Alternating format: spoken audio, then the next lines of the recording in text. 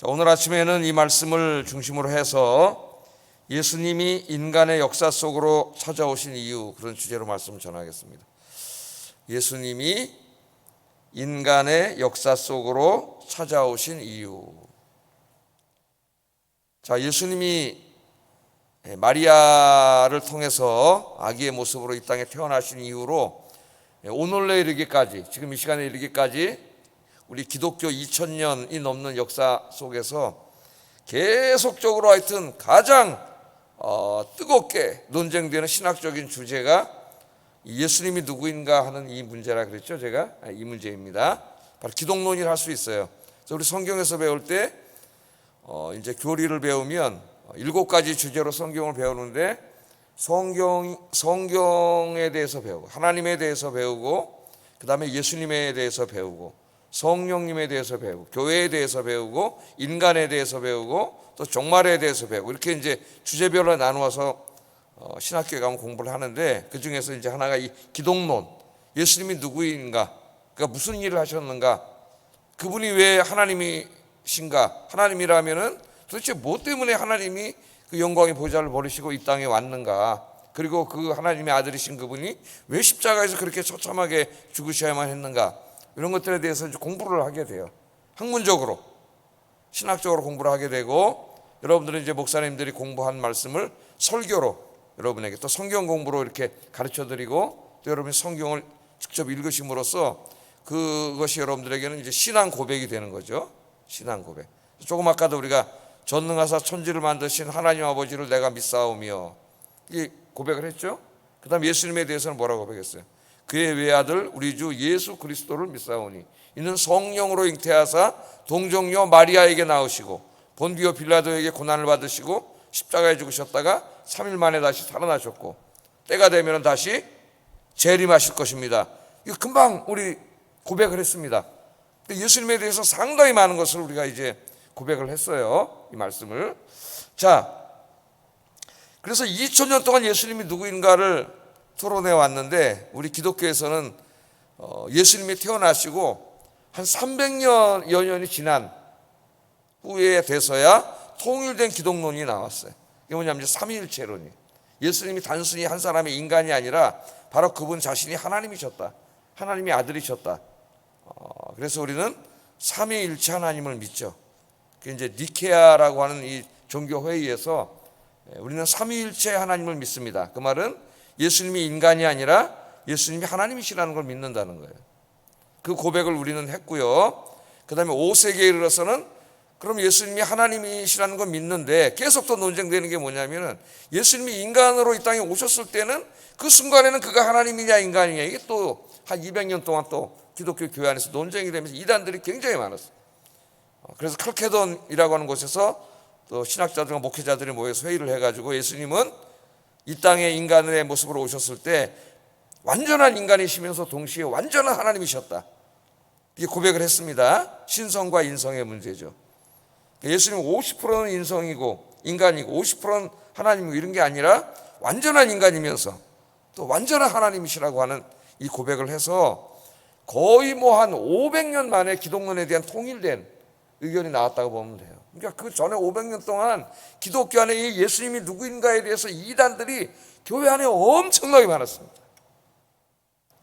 우린 그 이후에 태어나서 이제 잘 이렇게 고백되고 연구된 말씀 속에서 성경에 입각한 이 기독론을 배우게 되니까 참 복받은 사람들이에요, 저와 여러분들. 그러나 그 이후에도 이제 쭉 한 1000년, 1200~1300년 동안 그 신앙을 고백해 오다가 이 19세기, 18세기 말 19세기에 들어오면서 이 계몽주의 사상이 나타나기 시작하면서 예수님이 하나님의 아들이 아니다, 인간이 어떻게 하나님의 아들이냐, 죽은 자가 어떻게 부활하느냐, 말도 안 되는 소리 하지 마라, 이렇게 주장하면서 소위 자유주의 신학이라는 게 태동되기 시작해가지고 다시 한번 기독교에 엄청난 도전을 해오는데, 그게 지금 이 시간까지 도전을 해오고 있다, 그렇게 말씀드렸어요.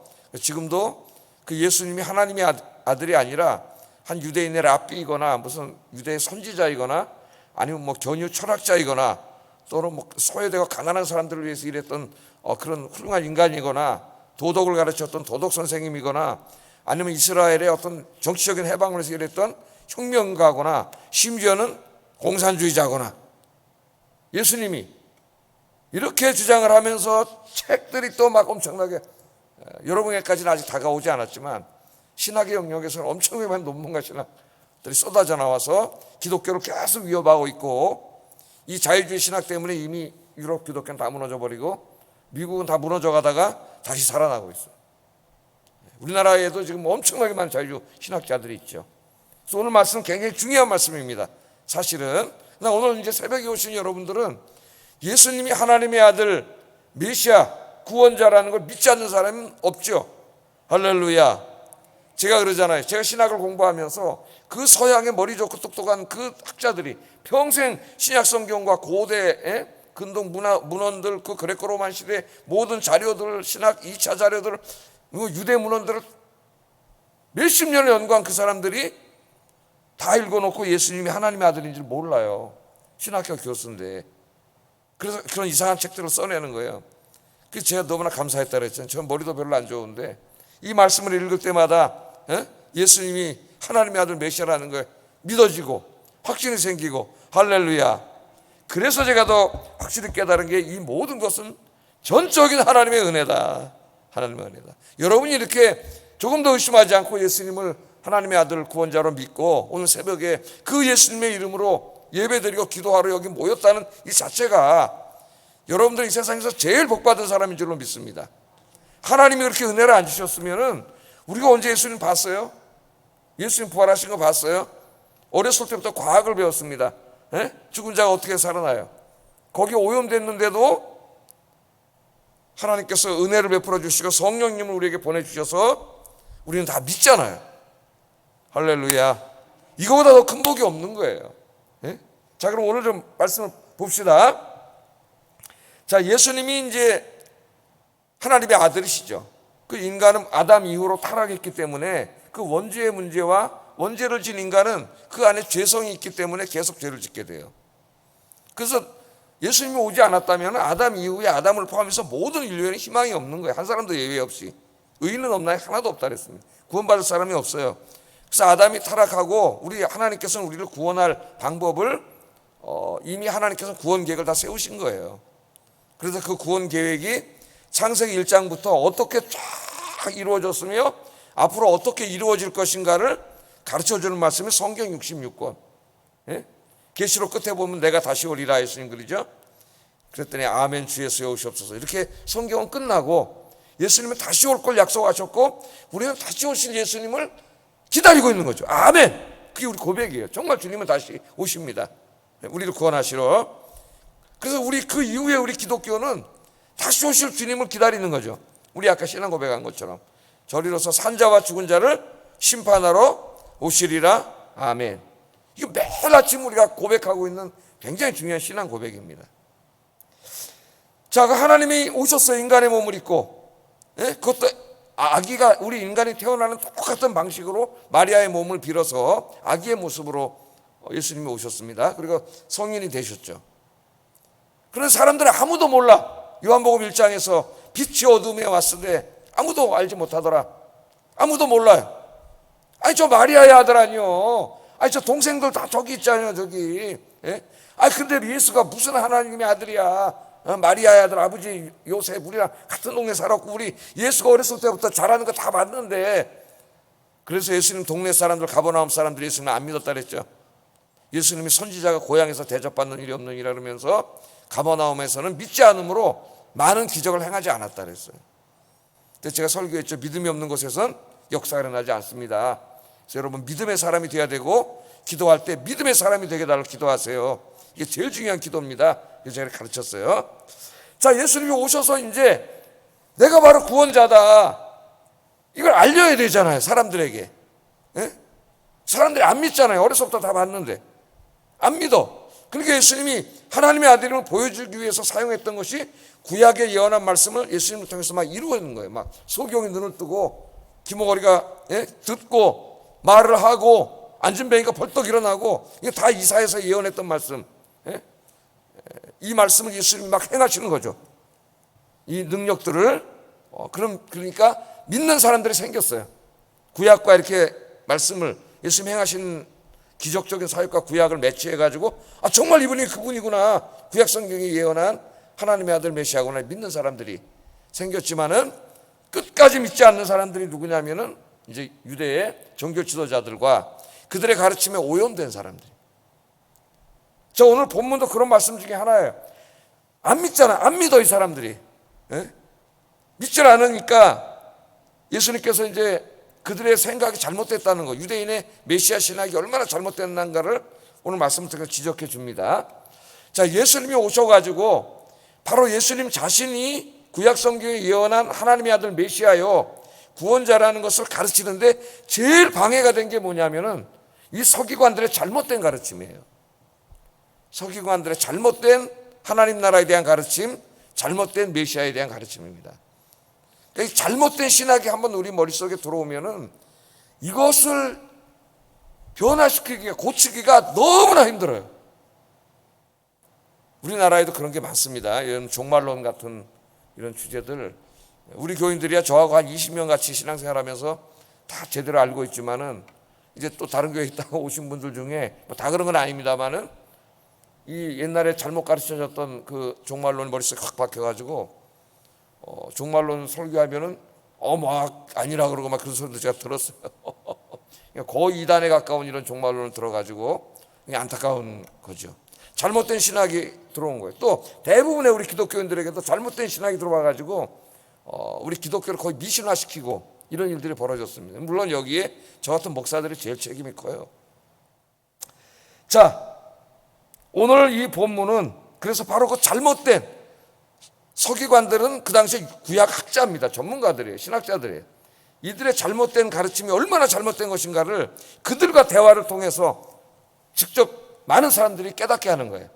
그러니까 예수님과 오늘 바리새인 대화를 하는데 예수님과 바리새인만 있는 게 아니라 많은 사람들이 있죠. 그 사람들이, 서기관들이, 바리새인의 서기관들은 대부분이 그 사람들의 잘못된 걸 가르쳤잖아요. 하나님 나라에 대해서, 메시아에 대해서. 그래서 오늘 이제 그 사람들 앞에서 예수님이 그들의 신학이 얼마나 엉터리인가를 가르쳐 줍니다. 그러니까 오늘 말씀 통해서 우리는 계몽주의 시대 이후에, 18세기 이후에 이 자유주의 신학자들이 오늘날까지 얼마나 엉터리인가를 우리가 오늘 보여줄 수 있어야 돼요. 이 말씀을 통해서. 그리고 우리에게는 더 확실한 믿음이 생기는 아침이 되기를 주의 이름으로 축복합니다. 서론을 오늘 길게 했네요. 제가 서론을. 자, 어느 날 바리새인들이 모여서 지들끼리 이제 무슨 얘기를 했는지 모여있다는 소식을 듣고 오늘 본문에 보면 예수님이 그들에게 찾아가세요. 그래서 바리새인들이 있고 사람들이 있는 걸 보면 바리새인들이 또 뭔가 이제 잘못된 걸 가르치고 있었을 거예요, 아마. 예수님이 거기에 찾아가셔서 메시아에 대해서 묻습니다. 그들의 생각을. 예? 그리고 메시아가 누구의 자손이냐 물어요.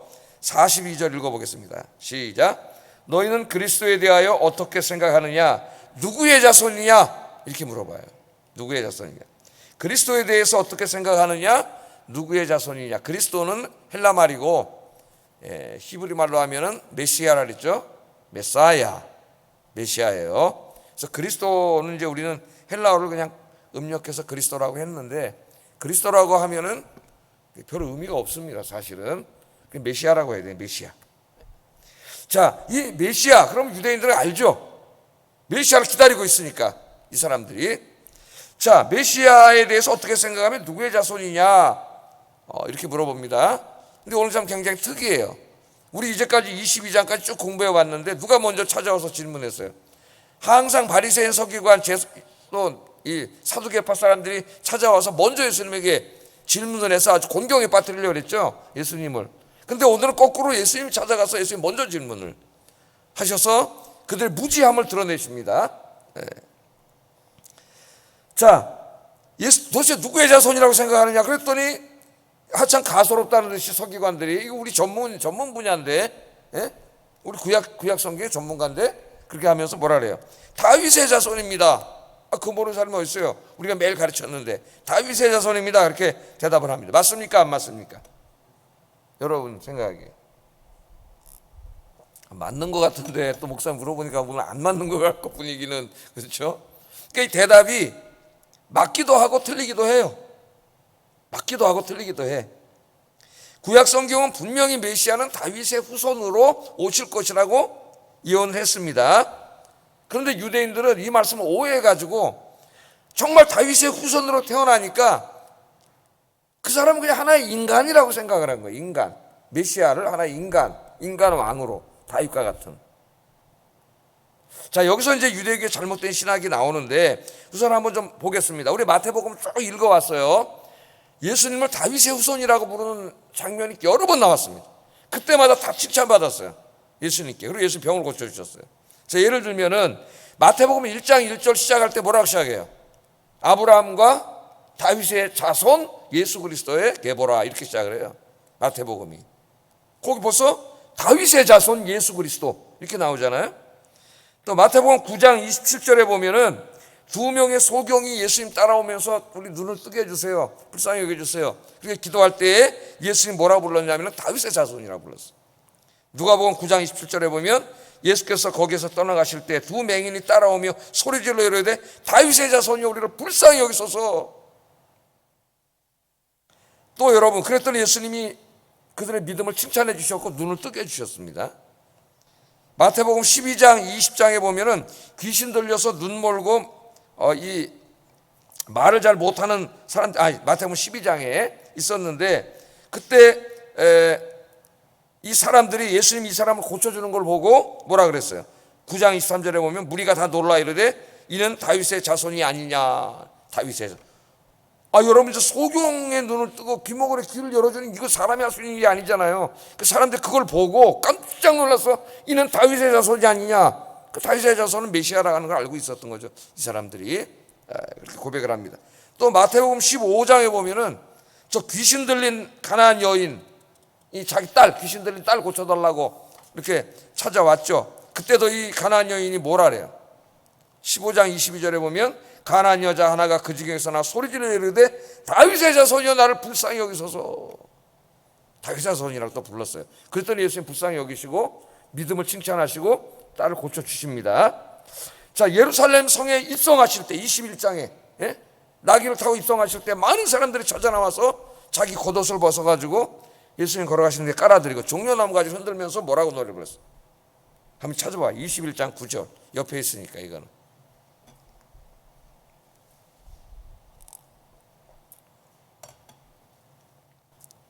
자, 한번 읽어보겠습니다. 시작. 앞에서 가고 뒤에서 따르는 무리가 소리 높여 이르되 호산나 다윗의 자손이여 찬송하리로다. 주의 이름으로 오시는 이여 가장 높은 곳에서 호산나 하더라. 다윗의 자손, 다윗의 자손 예수님이 하나님의 아들 구원자입니다 하고 찬송을 하는 21장에 나와요. 그러니까 이 사람들은 서기관과 바리새인들, 사두개인들과는 좀 달랐죠. 예수님이 행하신 기적적인 일들, 이런 일들을 보면서 그분이 구약 성경에서 예언한 다윗의 자손으로 오실 메시아이면서 그분이 하나님의 아들이라는 걸 믿은 거예요, 이 사람들. 그래서 놀라운 역사를 체험을 했습니다. 그런데 오늘 본문에서 바리새인들, 이 서기관들이 예수님 메시아는 다윗의 후손입니다, 그렇게 대답했을 때 다윗의 후손은 의미가 완전히 달라요. 그들은 진짜 메시아를 믿었어요. 기다리고 있었습니다. 너무너무 간절히 기다렸어요. 6월절만 되면 온 유대인들이 다 그 메시아가 오늘 올까를 기다렸어요. 그러나 그들이 이해한 메시아는 지금까지 제가 이해했던 이 사람들이 이해한 메시아하고 다른 메시아예요. 이 사람들은 예수님이 하나님의 아들 구원자 메시아라는 걸 믿었지만 이 사람들은 아직까지 믿지 않고 기다리고 있었어요. 그때까지. 왜 그럴까요? 다윗은 누구예요? 이스라엘의 가장 위대한 왕이에요. 다윗의 후손으로 온다고. 여러분, 이사야 11장에 보면은 이새의 가지에서 나온다 그랬죠, 메시아가. 이사야 11장 1절에 보면 이새는 다윗의 아버지입니다. 또 예레미야 23장 33절에 보면은 예레미야 여러 번 나오고 있지만은 여기에는 다윗의 가지에서 나온다 그랬어요. 그러니까 이 두 말씀을 이제 근거로 해서 그들이 확실히 믿고 가르쳤는데, 다윗은 왕입니다. 이스라엘 역사에서 제일 위대한 왕이에요. 근데 자기들은 지금 나라가 없어요. 통치권도 없어요. 로마에게 뺏겼어요. 다 식민 통치 받고 있어요. 그러니까 이들은 이 예레미야와 이사야를 읽으면서 이 약속을 하나의 정치적인 것으로 받아들이는 거예요. 민족적인 것으로. 때가 되면 하나님이 메시아를 보내줄 거다. 근데 다윗의 후손 중에서 온다. 그러니까 그 사람은 분명히 다윗과 같은 왕이 될 거다. 지금 우리에게 왕이 없지만 다윗과 같은 왕이 돼서 군대를 모아가지고 저 로마와 싸워서 로마를 멸망시키고 우리 이스라엘을 정치적으로, 경제적으로, 신앙적으로 회복시켜 주실 것이다. 구약 성경을 그렇게 이해했다 그랬죠, 이 사람들은. 근데 예수님은 아무리 봐도 그런 일을 하지 않잖아요. 예? 무슨 죄인들하고나 같이 다니고 병자들하고 같이 다니고 또 어떤 애 십자가에서 매달려 죽는다 그러고 나중에 진짜 십자가에서 죽었어요. 예? 부활하셨지만 그들은 부활을 믿지 않고. 자, 이들은 이런 메시아를 기다리고 있었습니다. 그러니까 완전히 다른 메시아를 기다리고 있는 거예요. 자, 예수님께서 오셔서 내가 메시아다 이렇게 말을 못했어요. 어디 가서 메시아라고 말하지 마라 이런 말을 예수님 가끔씩 하시죠. 왜냐하면 메시아라 그러면 유대인들이 오해를 해. 왜? 이 서기관들이 하도 잘못 가르쳐 놔가지고 야 진짜 그럼 정치적인 지도자가 왔구나 그래서 예수님한테 몰려와가지고 군사 모아서 전쟁하려고 그래요. 그런 사람들이 있었죠. 유대사 열심당원이라고. 그래서 여러분 요한복음 6장에 보면 예수님이 오병이어 기적을 일으키니까 사람들이 와가지고 예수님 뭐라고 사였어요? 우리의 왕이 되어주세요. 그랬죠. 왕이 되어주세요. 예, 당신이 정말 오병이어의 기적을 일으키는 거 보니까 진짜 구약에서 예언한 다윗의 아들 메시아입니다. 왕입니다. 이제 빨리 군대 모아가지고 전쟁합시다. 예수님이 전후로 해서요 군대를 모아가지고 로마와 전쟁하다 죽은 사람들이 여러 명 있습니다. 가짜 메시아. 그때 사람들이 열광했어요. 유대인들이 메시아가 왔다고. 예수님이 오셨어요. 예수님 왜 오셨어요? 그까진 로마로부터 이스라엘을 정치적으로 해방시켜 주시려고 오신 게 아니에요. 예수님은 로마보다 더 근원적인 악, 로마를 꼭두각시로 삼아서 온갖 악을 행하는 악의 괴수, 근원, 그게 누구예요? 보이지 않지만 존재하고 있는 사탄이에요. 사탄. 사탄과 같이 타락한 악한 영들이에요. 그 사탄과 악한 영들로부터 고통당해 죽음과 죄와 죽음으로 고통당하는 온 인류를 구원하시기 위해서 오신 하나님의 아들이세요. 그런데 이들이 그건 싹 없애버리고 우리 민족 이스라엘을 정치적으로 구원하기 위해서 오신 메시아라고 사람들이 가르쳐놨기 때문에 예수님이 와서 이걸 가르쳐야 되는데 제일 힘든 게 바로 이거예요. 잘못된 신학이 오염되어 있는 거예요. 이 사람들이. 우리나라 교회도 마찬가지입니다. 예수님이 가져오신 죄사함과 구원의 복음을 전하고 이 땅에 하나님 나라의 복음을 전하는데 제일 방해가 되는 것이 한국교회 오랫동안 뿌리박힌 잘못된 신학이에요. 그 대표적인 것이 보수교회 내에서는, 우리 같은 이 보수교회 내에서는 기복신앙과 건강과 부의 복음이라 그랬죠. 예수 믿고 돈 많이 벌고 잘 되고 출세하고 성공하고 이 지금 북미를 중심으로 우리 한국교회 만연하고 있습니다. 이런 사상이. 자유주의 교회에서는 보편구원론이에요.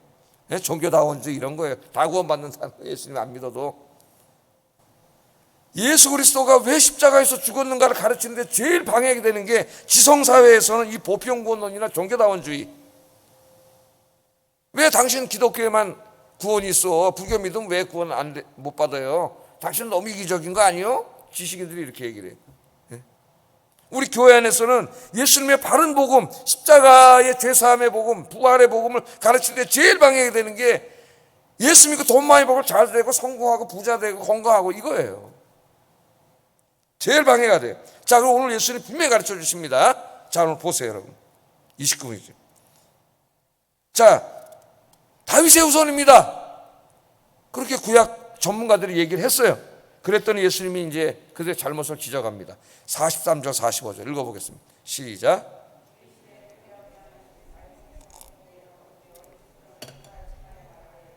주께서 내 주께 이르시되 내가 네 원수를 네 발 아래에 둘 때까지 내 우편에 앉아 있으라 하셨도다 하였느냐. 다윗이 그리스도를 주라 칭하였은즉 어찌 그의 자손이 되겠느냐 하시니. 자, 이 말씀은 시편 110편 1절 한번 찾아보세요. 시편 110편 1절. 이 말씀을 인용한 말씀이에요.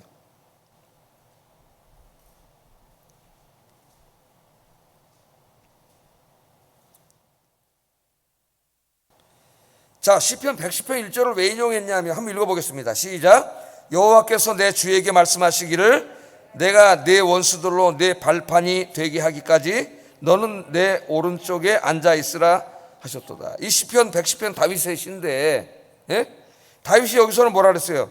여호와께서 내 주에게 말씀하시기를. 다윗이 주님이라고 부르는 어떤 분이 있습니다. 그죠? 여호와께서. 근데 예수님이 이걸 인용하실 때 여호와란 말을 안 쓰고 주께서 내 주께 이르시되 이렇게 했죠. 주께서 내 주께. 그러니까 여호와를 헬라어로 번역하면은 주라는 말이죠. 큐리오스. 그래서 예수님을 주님이라고 부를 때 그 말은 구약으로 다시 히브리 말로 번역하면 야훼라는 말이에요. 야훼 하나님.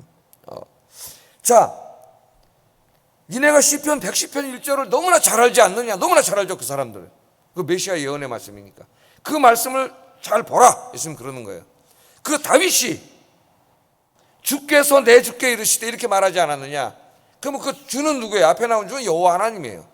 성부 하나님. 여호와 하나님이 내 주께 이르시되, 다윗이 지금 바라보고 있는 메시아입니다. 앞으로 보내주실 메시아인데 그 메시아를 뭐라고 부르고 있어요? 주님이라고 부르고 있어요. 주님이라고. 하나님에게만 주님이라고 부릅니다, 유대인들은. 그런데 여호와도 주님이시고 바로 이 메시아도 주님이세요, 다윗이. 지금 예수님이 이 얘기를 하시는 거예요. 니네가 구약 박사라고 하는데 너희들 생각에는 메시아가 다윗의 후손으로 오니까 진짜 다윗의 자식, 육신의 후손일 뿐이고 그는 왕이 돼서 우리를 정식으로 해방시킬 메시아라고 믿는데, 정말 그런 메시아가 다윗의 육신의 후손뿐이라면은, 그런 의미라면은 어떻게 다윗이 그 메시아를 보고 주님이라고 불렀겠느냐, 그 말이에요. 이해가 되시죠? 다윗이 자기보다 지금 몇 년 후에, 한 1000년 후에, 거의 1000년 후에 오실 메시아인데, 자기 후손으로 오실 메시아인데, 물론 다윗의 후손 중에 오셨죠. 후손 메시아인데 단지 다윗의 육신의 후손이 아니라는 거죠. 단지 자기 후손이라면 어떻게 주님, 하나님이라고 불렀겠냐, 그 말을. 그러므로 그 다윗의 후손으로 오시는 메시아는 너희들이 생각하는 것처럼 다윗의 후손으로 온 건 맞지만 인간은 아니라는 거예요. 예? 순전히 인간만은 아니라는, 그분이 바로 누구예요? 다윗이 고백했던 주님이라는 거예요. 주님, 하나님의 아들 메시아라는 거예요. 할렐루야. 오늘 이 말씀을 가르치잖아요. 그랬더니 꼼짝 못했다는, 꼼짝 못해요. 하나님의 말씀을 잘못 이야기하고 있는 사람들, 이단에 빠져 있는 사람들, 여러분 말씀을 잘 알아서 말씀으로 치유하시는 여러분 되기를 주의 이름으로 축복합니다. 성경 말씀을 잘 알아야 돼요. 그러면 이 메시아가 와서 무슨 말을 하시느냐, 무슨 일을 하시느냐? 내가 내 원수를 내 발 아래 둘 때까지 내 우편에 앉으리라 하셨도다. 시편에 이렇게 나오죠. 예? 앉으리라 하셨도다. 내가 내 원수를, 43절 45절 다시 한번 읽어보겠습니다. 시작.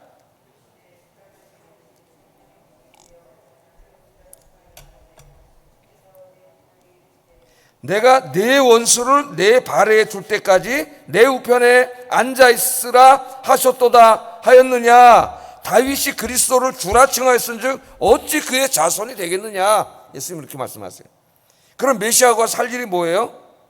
내 원수를, 하나님이 하시는 말씀이 내 원수를 내 발 아래 둘 때까지 내 우편에 앉으라 그랬다는 거예요. 하나님의 우편은 통치의 자리입니다. 그럼 원수는 누구예요? 인류의 궁극적인 원수인 사탄과 그 졸개들인 악한 영들이에요. 타락한 천사들. 그 천사들을 예수님의 발 아래에 둔다는 것은 완전히 사로잡아서 발 앞에 포로로 잡는 거죠. 멸망시킨다는 거죠. 심판하신다는 그런 말씀입니다. 이 말씀에는 이 메시아이신 예수님이 사역이 압축적으로 여기 다 요약되어 있어요. 우리가 잘 알고 있는 그런 내용들이 다 요약되어 있습니다. 예수님께서는 십자가에서 우리 인류의 모든 죄를 짊어지시고 죄 때문에 죽어서 지옥에 갈 우리들을 구원하기 위해서 이 땅에 오신 다윗이 내 주님이라고 불렀던 하나님의 아들 메시아인 줄로 믿습니다. 왜 이 자유주의 신학자들이 이 말씀을 잘 알지 못하는지 이해가 되지 않죠. 이런 말씀 쑥 빼버리든지 또 이상하게 또 해석을 하든지 그렇게 해요. 그렇게 할까 봐 예수님 분명히 얘기하잖아요. 여기다가 2000년 전에 오신 그 예수님 누구예요? 단지 다윗의 후손인 인간이 아니라 그분이 바로 다윗조차도 하나님 여호와 하나님 야훼 하나님으로 불렀던 하나님의 아들이다. 그분이 구원자다. 그분이 십자가에서 저와 여러분을 위해서 하나님이신 그분이 죽으셨잖아요. 사람들이 말합니다. 십자가에서 죽었는데 그래서 뭐 어쩌라고요? 하나님인지 인간인지 우리가 어떻게 알아요? 어떻게 알았어요? 죽은 지 3일 만에 다시 부활하셨잖아요. 다시 살아났잖아요.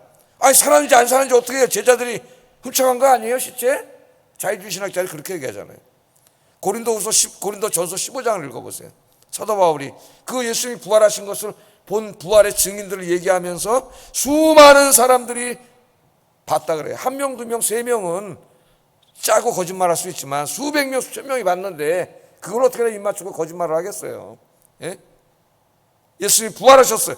인간은 부활할 수 없는데 3일 만에 부활하셨기 때문에 우리는 그 2000년 전에 십자가에서 죽은 예수님이 우리의 죄를 짊어지시고 십자가에서 죽으신 하나님의 아들 메시아, 다윗조차도 내 주님 야훼라고 불렀던 바로 하나님의 아들 구원자인 줄로 믿습니다. 우리가 이 복음을 바로 알 때 바르게 신앙생활할 수 있어요. 예수님, 이 유대인들이 기대했던 그 자기들의 어떤 정치적인 자유, 경제적인 자유, 우리에게 있어서 어떤 경제 문제, 먹고 사는 문제, 건강의 문제, 직장생활, 사업, 장사, 이게 다 뭐예요? 다 우리에게 필요해요. 육신의 몸을 입고 있는 한 우리에게 필요하다는 걸 주님이 아세요. 그래서 기도하라 그랬어요. 우리 주님도 주기도문 좀 이따 외우잖아요. 또 주기도문에서 일용할 양식을 주시옵고, 무시하는 게 아니에요. 그러나 그런 것들은 예수님이 주시려면 이 땅에 오실 필요가 없어요. 그냥 삼위일체 하나님이 하늘에 계시면서 우리에게 다 주실 수 있는 것들이에요. 그런 것들을 위해서 하나님이 인간의 몸을 입고 십자가에 죽을 필요는 없는 거예요. 그건 그냥 다 주셨잖아요. 구약에도 아브라함에게도 복을 주시고, 다윗에게 복을 주시고, 사무엘에게 복을 주시고, 다 복을 주셨잖아요. 예수님 오시기 전에. 그건 그냥 주실 수 있는 거예요.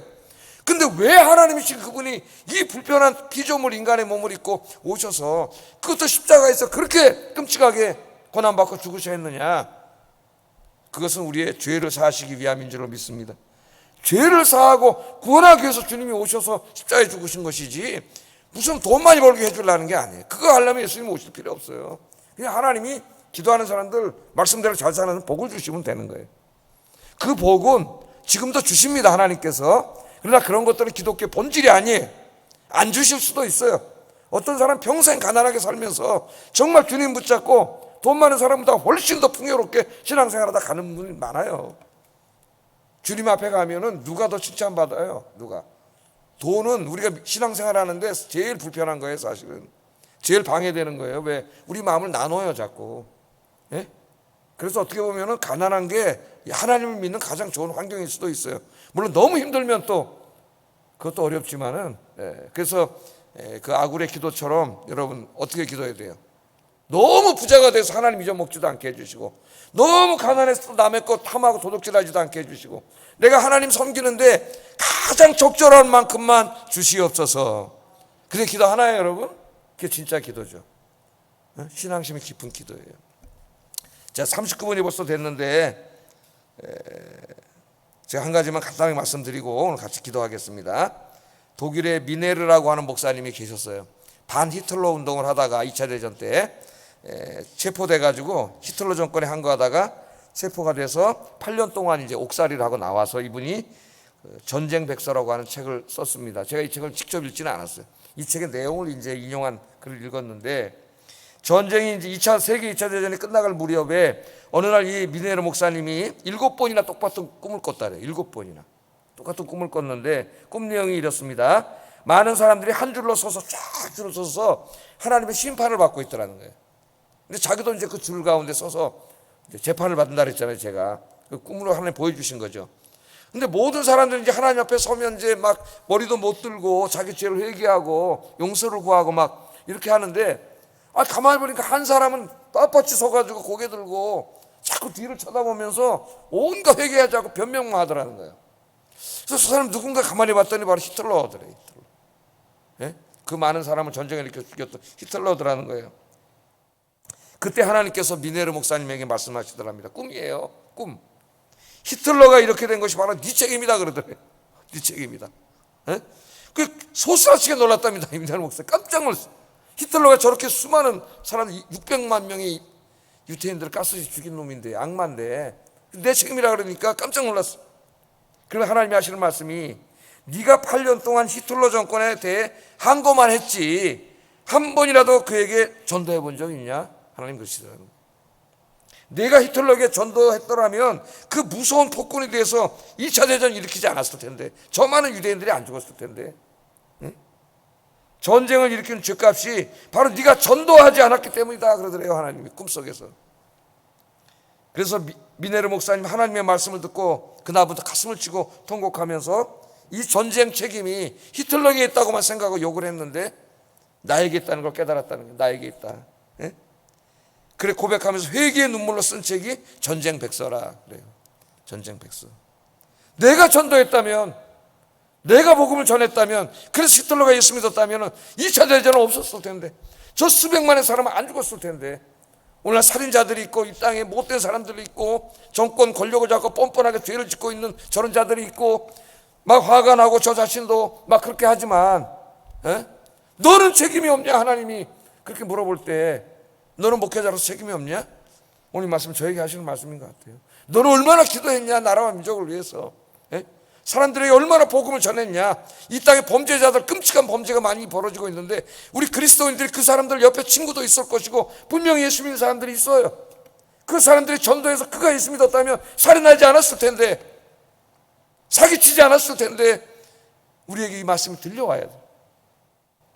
하나님이 그걸 위해서 인간의 몸을 입고 이 땅에 오셔서 십자가에서 죽으셨는데, 오늘 여러분 코로나가 가득 차 있습니다. 누구에게 원망하기 전에 내 책임은 아닌가, 우리 그리스도인들이 깨닫고 오늘도 열심히 기도하고 전도하시는 여러분들 되시기를 주의 이름으로 축복합니다. 기도하겠습니다. 자, 감사한 것은 우리는 바른 신앙을 갖게 하셨다는 거예요. 예수님은 축복과 건강과 성공의 메시아가 아니라 구원의 메시아임을 깨닫고 바른 신앙을 생활하게 해주세요. 첫 번째 기도 제목이고요.